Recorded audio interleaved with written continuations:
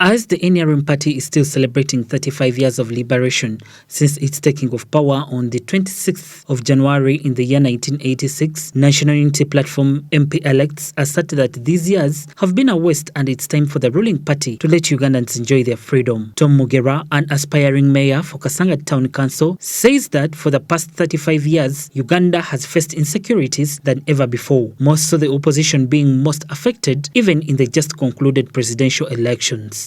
It is evidently seen in the just recently concluded elections, the way they are treating people of opposition and the ones in government. In fact, they reach an extent of abolishing campaigns because of the COVID whatever violated SOPs. Take an example. Not even after a week, Museveni was coming back from Rwachitura. They mobilized and paid huge number of supporters, and they stood alongside the roads. The president came out and addressed them.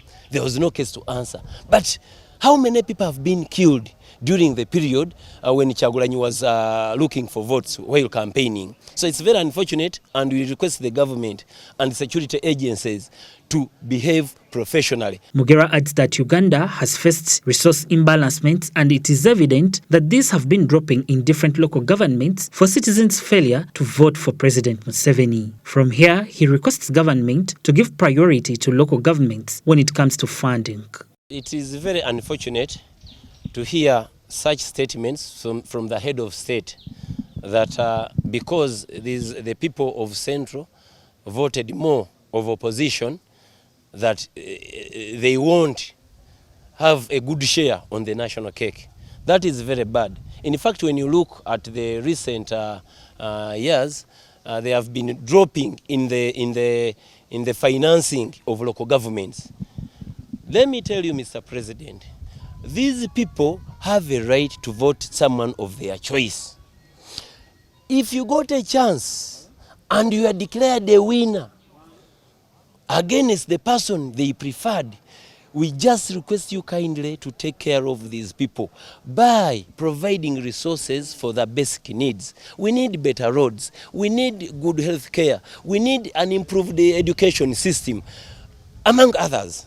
Patrick Nsamba, the incumbent Member of Parliament for Kansanda North, as well as the MP elect of the same area, says the minimum standards for a free and fair election weren't witnessed in the nearly ending 2021 elections due to the fear and tension caused by the government's heavy deployments throughout the country.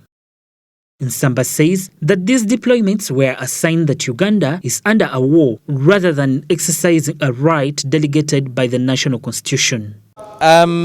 Uganda, you can never think about that in the previous election we met the minimum standards of elections. This is what they call the basic minimum standards of an election. Uganda, we never met it. We were actually in a war.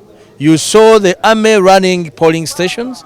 You saw the army running the election process. You saw the army and the police doing almost everything.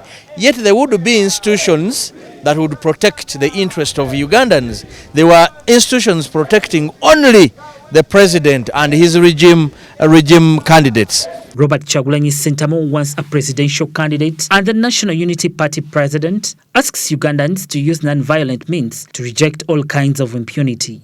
The law provides for the people of Uganda to stand for their rights, and we encourage them to stand against, one, the fraudulent results that were read by Mr. Byabakama.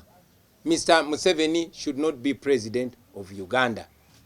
And we encourage the people of Uganda to use all legal and all non-violent means and ideas that they have to free themselves from the Museveni dictatorship. I am Becca Mlinde for Smart 24 TV.